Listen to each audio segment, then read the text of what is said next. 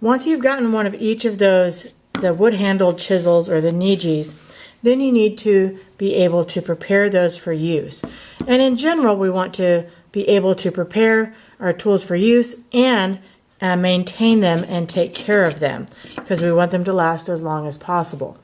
I'll talk about the wire brush in a minute, but first I'm going to talk about the sharpening stones.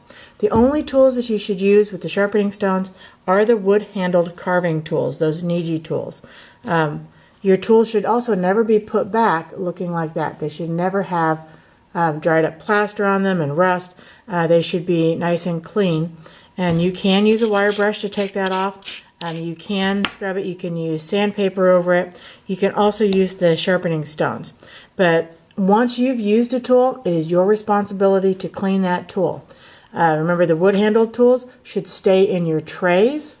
Once you're done for the day, wipe those off with dry paper towel, put them back in your tray. You don't have to wash them because that will get them wet. If you do get them wet, dry them really, really well because they will rust. But don't get new ones out every day. Keep using the same ones that you got and kept in your tray. Before you start using these, you probably want to sharpen them. So I'm going to show you how to sharpen those using the sharpening stone. And there's a wrong way and a right way, especially as it relates to the sharpening stone. This is one that's been very heavily used, but people tend to go in the same groove over and over again, and that actually makes the sharpening stone more fragile. It makes it more likely to break down more quickly, and also, if you're bored, try working on your project. Don't just sit there and carve holes in the sharpening stones, because all that does is ruin them. Okay, and everything, by the way, is a little bit gritty, and that's okay. So I'm going to take my angled chisel, and remember it's got a bevel to it. It should have a little bit of an angle to that end. I'm going to try and zoom in here a little bit, see if that lets you see a little bit more clearly what I'm doing. Okay, so there's my sharpening stone. This is my angled chisel. And I'm going to take the side with the bevel, and I'm going to put that down. I'm going to have my finger right over the end like that. I'm going to flip that over. The sharpening stone does not hurt my hand. And I run that in kind of a circular motion. I can go either direction with my circles. I kind of move that around on the block, so I don't just wear down one spot on the sharpening stone. Okay, so you can see I'm starting to get a little bit more of a silver spot there. And this will make it easier to carve with. Now again, just a safety precaution, never carve toward your fingers, your hand, or really you at all. Okay, so that's getting much more sharp. You don't take the end and go back and forth like that, because that actually flattens the end and makes it so it's not sharp. So again, hold that angle. You're not holding it flat. You're holding it at that beveled angle, same angle as the little slope there. And that should start to get pretty sharp. If you're sharpening the U-gouge, it's the same thing, except you have to rock that back and forth a little bit. So you're following along on that. You can also just go back and forth this way. But again, you're not just flattening it with the handle straight up and down or straight across. You've got to hold it so it's in that angle, following that bevel. Now you can try on some of the sharpening stones. One side will do a little bit more than the other. On some of the sharpening stones, they actually do have a different texture side to side. Again, keep checking, kind of looking at it, and it should have a nice silvery bevel. What I don't want you to do is just keep going in that same groove, because it really wears down the sharpening stones, and it's not necessarily any better way to sharpen. Again, going in a circular pattern or circular motion, and I kind of roll that back and forth as I'm doing it. You can see it a little bit better with my finger there.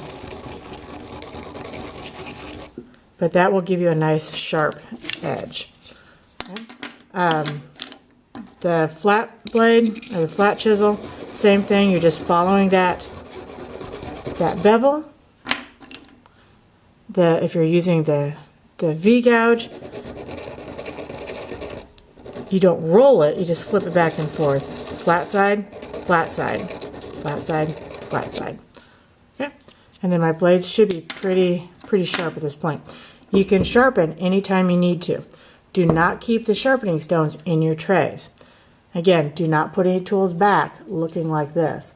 That is really rusty, really dirty. But again, you can clean them up. So if you pick one and it's dirty or you forgot to clean it the day before, when you put it away, you can clean it later. Just don't put them back wet. Don't put them away with all the plaster on them. As long as people only put back clean tools, so if you're done with it, you no longer need it, clean it, put it back. But our best bet is just keep those wood-handled carving tools until we're finished with the project, and then the only tools you have to clean are yours. So again, do not put those back until I tell you to. That will make it so that nobody in the class has to clean more than the required ones that they got out at the beginning. Okay? I'm going to show you how to clean rasps as well. Okay, so now we're going to talk about the wire brushes and rasps. So let me zoom back out. Okay, so we don't need the sharpening stones on these. Don't use the sharpening stones on the rasps because that actually will have a negative effect. They will not get sharper, they will get duller. Okay, the wire brushes, you would do this over the trash. Don't do it right by your face, but you would take this over the functional side of the rasp, and that will get rid of any of the plaster on it. Okay, these are the Sureform rasps. Again, those are kind of like cheese graters. And they're only sharp going in one direction. This is not sharp. Going the other direction, I can start to feel a little bit. I don't recommend doing this over your hands, by the way. But you would pull that as you're working. There's a larger version of that. And on that one, this curved part, that goes in the palm of your hand. And you push away as you're using it. These, the smaller double-ended rasps, the black ones, those again you would clean with the wire brush. The yellow-handled rasps, these are more like a really coarse file. Again, you would go over those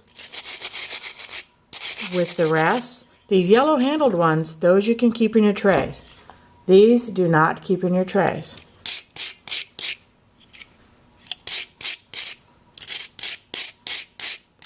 You can rasp those. Anytime those get filled up with plaster, rasp them off, or I'm sorry, wire brush them off. Clean those rasps. And they should be pretty coarse feeling. So they're actually really a very coarse file. The other ones are a little bit more like cheese graters because they've got those holes in them. All right, so that's how to care for and maintain your tools.